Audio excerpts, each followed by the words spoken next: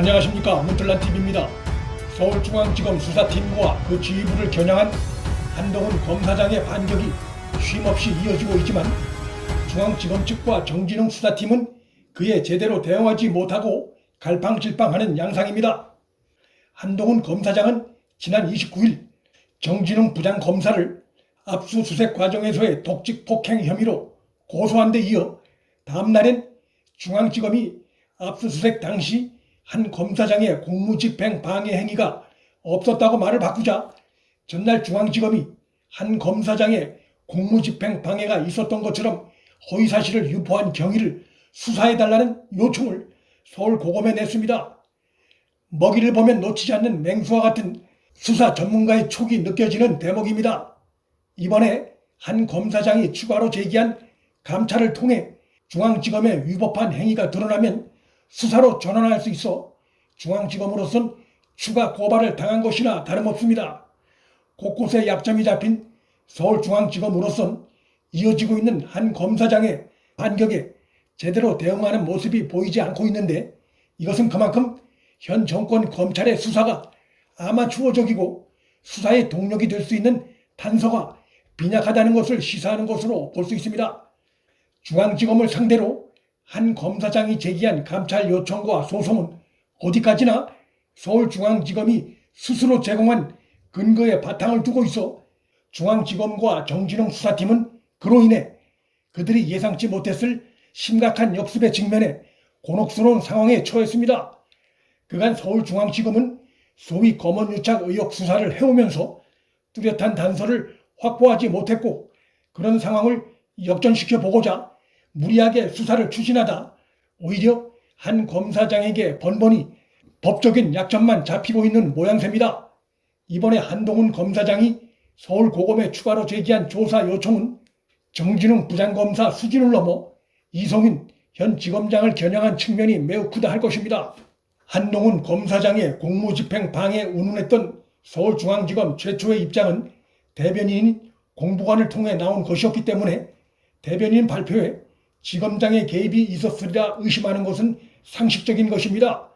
설령 이성윤 지검장까지 가는 선이 중간에 끊긴다 해도 이 민감한 사안을 공보관이 마음대로 발표할 수 없고 정진웅 부장검사의 말만 듣고 발표할 수도 없는 것이어서 적어도 서울중앙지검의 고위 검찰 간부들의 몇몇이 개입이 있었을 것으로 충분히 추론할 수 있습니다. 그래서 이번 허위 공보에 서울중앙지검 간부급 검사들의 조직적으로 개입된 사실이 감찰을 통해 드러나면 서울중앙지검 조직 전체가 이번 일로 치명타를 입을 수도 있습니다. 중앙지검을 상대로 한 검사장의 수사 요청은 이번이 두 번째입니다. KBS가 한동훈 검사장 관련해 검언유착이 있었던 것처럼 허위 보도한 것에 외부의 제보자가 개입된 정황이 드러나자 한 검사장은 곧바로 중앙지검 수사 관계자를 고발한 바 있고, 중앙지검이 의혹에 대한 합리적인 설명을 해줄 것을 수차례 요구하고 있지만 이에 대해서도 설득력 있는 해답을 내놓지 못하고 있습니다.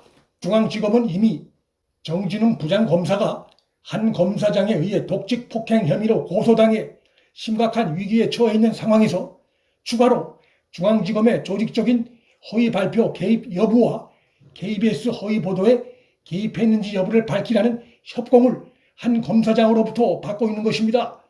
이러한 협공 내용은 현 정권과 현 정권 검찰 간의 유착 의혹과도 연계되어 있는 파괴력이 큰 사안으로 검찰이 적당히 뭉개고 넘어갈 수 없는 중요한 카드를 한 검사장이 쥐고 있는 것이라 할 수 있습니다.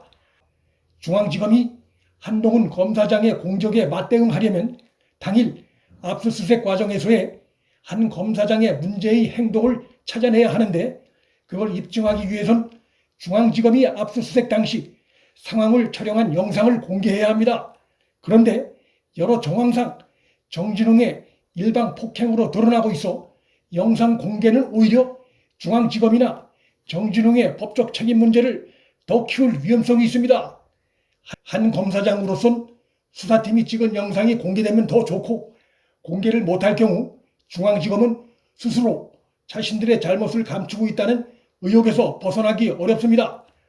중앙지검 측이 영상을 자신들에게 유리하게 편집하려 해도 한동훈 검사장 측도 당일 상황 인터뷰 등 영상 녹화가 있고 목격자들이 있어서 그것도 사실상 불가능합니다.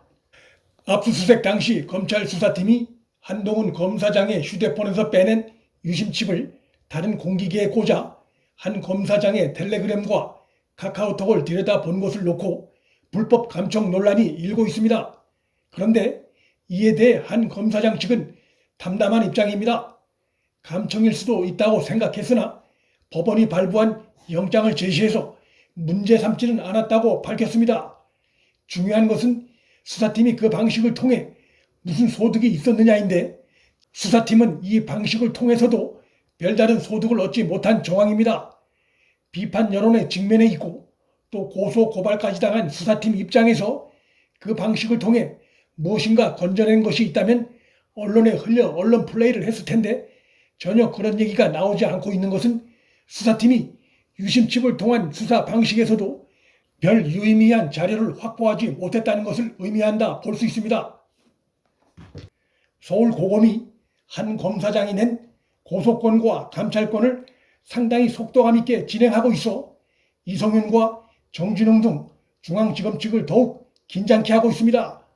서울고검이 한 검사장으로부터 자세한 진술을 확보했고 조만간 정진웅과 중앙지검의 간부들이 피고소인 조사와 감찰을 위해 줄줄이 고검에 출석할 전망입니다. 정진웅과 중앙지검은 한 검사장이 수사를 방해했다거나 혐의를 은폐하려 했다는 합리적인 근거를 제시하지 못하는 한 영상 녹화와 목격자 진술 등으로 드러난 불법적인 수사 방식에 대한 처벌을 면치 어려워 보입니다. 현 정권의 검찰과 그 검찰의 한동훈 수사를 배후에서 지휘한 추미애 등 정권이 법의 영역에 속한 문제를 불법적인 방식으로 또 정권의 이해관계 측면에서 추진하다 제 무덤을 크게 봤습니다. 문틀란TV 여기서 마칩니다.